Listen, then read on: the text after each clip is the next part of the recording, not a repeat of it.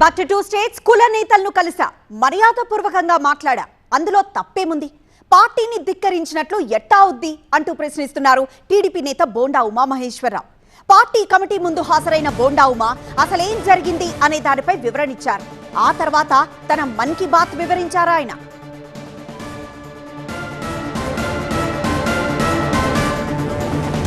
ముద్రగడ సంతాప సభలో అసలేం జరిగింది? అంబటి రాంబాబుతో ఏం మాట్లాడారు? వేదిక మీద చేసిన కామెంట్ల ఆంతర్యం ఏంటో చెప్పాలంటూ బోండా ఉమ్మను టీడీపీ కమిటీ ప్రశ్నించింది. వాళ్ళు అడిగిన అన్ని ప్రశ్నలకు సమాధానం చెప్పానని అన్నారాయన. తానెప్పుడూ పార్టీ లైన్ దాటలేదని కూడా అంటున్నారు. బోండా ఉమా ఏ రోజు పార్టీ లైన్ దాటలేదు, చంద్రబాబు నాయుడు గారిని ధిక్కరించలా. ఏ రోజు అంత అవసరం లేదు, ఏ రోజు కూడా ఆ పని చేయలే. పార్టీ కోసం 2019-24లో ప్రాణాలకు తెగించి ఆ రోజు పోరాటం చేశాం, పార్టీని నిలబెట్టుకోవడం కోసం. ప్రాణాలకు తెగించి పార్టీ కోసం పనిచేశానని బోండా ఉమా అంటున్నారు. పార్టీ అధినేతకు వ్యతిరేకంగా మాట్లాడలేదు, మాట్లాడబోను కూడా అన్నారు బోండా ఉమా. ఇదే పార్టీ ఆఫీసు బద్దలు కొట్టిన రోజున నేను ఇక్కడే ఉన్నా. నిరహాధ్యక్ష చంద్రబాబు నాయుడు గారు 2 రోజులు చేసినప్పుడు సవాల్ చేసాం ఆ రోజు, ఇప్పుడు రండి ఇక్కడ ఉన్నాం అని చెప్పి. మాచర్లో అటాక్ చేసిన రోజున భయపడకుండా పార్టీకి పనిచేసాం. గుడివాడలో చంపబోతే పార్టీకి పనిచేసాం భయపడకుండా.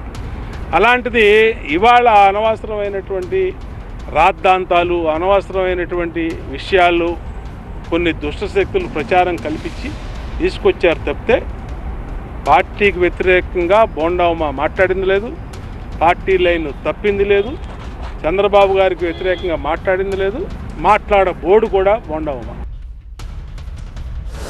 ముద్రగడ సంతాప సభలో అంబటి రాంబాబు పలకరిస్తేనే తాను మర్యాదపూర్వకంగా మాట్లాడానన్నారు. ఆయనతో ఉన్న పరిచయం కొద్దీ మాట్లాడేనే తప్ప ఇంకేమీ లేదన్నారు. నేను వెళ్ళి మొట్టమొదట నాకు కేటాయించిన సీట్లో కూర్చున్నా. ఆయన తర్వాత వచ్చాడు, ఆయన చూసుకోవాలి. ఆయన నా పక్కనకు వచ్చి కూర్చున్నప్పుడు నేను చూశాను.